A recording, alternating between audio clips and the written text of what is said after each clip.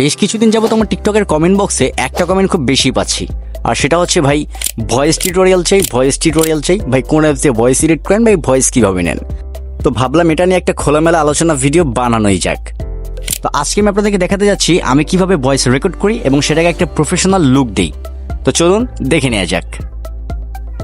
যারা যারা মনে করেন আমি অনেক প্রফেশনাল মাইক্রোফোন ইউজ করি, তাদেরকে আমি বলতেছি আপনারা সম্পূর্ণই ভুল। কারণ আমি না কোনো প্রফেশনাল মাইক্রোফোন ইউজ করি, না কোনো প্রফেশনাল রুম সেটআপ আমার আছে।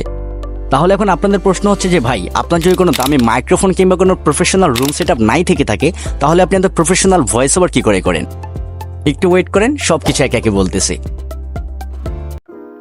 নাম্বার 1, আমি নর্মালি এমনি লেখালেখি করি। তো নিজে থেকে কোনো লাইন লিখি অথবা কোনো একটা লাইন যদি আমার পছন্দ হয় সেটাকে আমি কপি করি অ্যান্ড নিজের মন মতো একটা মুড দেয় যে কীভাবে লাইনটা বললে বা শায়রিটা কীভাবে বললে ভালো হবে বা কীভাবে কোন মিউজিকটা দিলে সেটাকে ভালো মানাবে। তো প্রথমত এটাকে আমি একটা প্রফেশনাল লুক দিই। তারপর সেই লাইনটিকে ভয়েস ওভার থেকে শুরু করে এডিট পর্যন্ত এ টু জেড সব কিছু করতে আমি মাত্র ব্যবহার করি একটি অ্যাপ, আর সেটি হচ্ছে ক্যাপকাট। স্টেপ নাম্বার 1, আপনি যে লাইনটিকে বলবেন বা যে লাইনটি আপনি এখন ভয়েস ওভার করবেন সেটিকে বেছে নেবেন। স্টেপ নাম্বার 2, সোজা চলে আসবেন ক্যাপকাট অ্যাপ্লিকেশনের মধ্যে। ক্যাপকাট অ্যাপ্লিকেশনটা ওপেন করার পর তোমার নিউ প্রজেক্টে ক্লিক করতে হবে। তারপর যে কোনো একটা অ্যাভেলেবেল একটা ফটো তুমি সিলেক্ট করে নিতে পারো। যেমন আমি এটা সিলেক্ট করলাম, তারপর অ্যাড অপশনে ক্লিক করে তোমার এরকম একটা ইন্টারফেস শো করবে। শেষের এন্ডিং অপশনটা কেটে দেবে, অর্থাৎ ক্যাপকাটের লোগোটা। তারপর লেয়ারটিকে ধরে মোটামুটি একটু বড় করে দিবে। তারপর অ্যাড মিউজিকে ক্লিক করবে। আর হ্যাঁ, ওয়েট, যদি তোমার কোনো ডায়লগ মুখস্থ কিংবা লেখা থাকে তুমি সেটা ভয়েস ওভার করতে পারো। আর যদি আমার মতো নোট করা থাকে কিংবা স্ক্রিনশট দেওয়া থাকে, তাহলে অ্যাড ওভারলেতে ক্লিক করে তোমার কাঙ্ক্ষিত স্ক্রিনশট বা তোমার কাঙ্ক্ষিত শায়রিটা তুমি সিলেক্ট করে নিবে।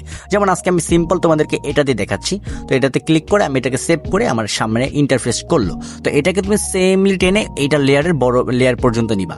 তারপর এখান থেকে সোজা অ্যাড মিউজিকে ক্লিক করবা, অডিওতে ক্লিক করার পর রেকর্ডে ক্লিক করবা। তারপর 3, 2, 1। মানুষ ভাতের অভাব সহ্য করবার পারে, কিন্তু ভালোবাসার অভাব সহ্য করবার পারে না। তোমরা কিন্তু শুনতে পাচ্ছ বাহিরে কত পরিমাণ নয়েজ। আমি যেহেতু বর্তমান গ্রামে আছি, আর গ্রামে এই সময় ঝিঝি পোকার প্রচণ্ড বিরক্তিকর সাউন্ড। তো এর মধ্যে আমি বাগানের মাঝখানে এসে ভয়েস দিচ্ছি যাতে তাদের নয়েজটা আরও বেশি আসে আর আমি তোমাদেরকে এর আউটপুটটা দেখাতে পারি। তারপর তুমি তোমার কাঙ্ক্ষিত ভয়েসটিকে কাটসিট করার পরে রিড আউট নয়েজ অপশনে গিয়ে রিড আউট নয়েজ করবা। তারপর যদি দেখো না আর একটু নয়েজ রিড আউট করতে হবে, তারপর তুমি ইনহ্যান্স ভয়েসে গিয়ে এখান থেকে তুমি ওপেন করে দিবা।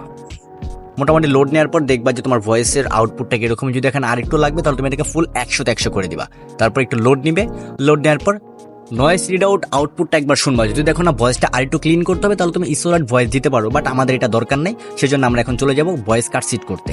আমাদের ভয়েস এখন এডিট কমপ্লিট। এখন আমাদের প্রয়োজন ব্যাকগ্রাউন্ড মিউজিক। এক্সট্রা মিউজিকে গিয়ে আমি ডাউনলোড অপশনে চলে গেলাম। তো এখান থেকে আমি আমার কাঙ্ক্ষিত ব্যাকগ্রাউন্ড মিউজিকটা সিলেক্ট করে এক্সট্রা অ্যাড অপশনে ক্লিক করলাম। তো সেখান থেকে লোড নেওয়ার পর আমি সেটা মন মতো কাটসিট করে নিলাম।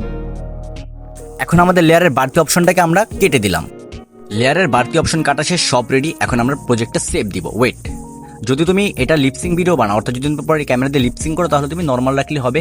আর যদি আমার মতো ইনশট দিয়ে ব্ল্যাক স্ক্রিন এডিট করো তাহলেও তোমার নর্মাল রাখলে হবে।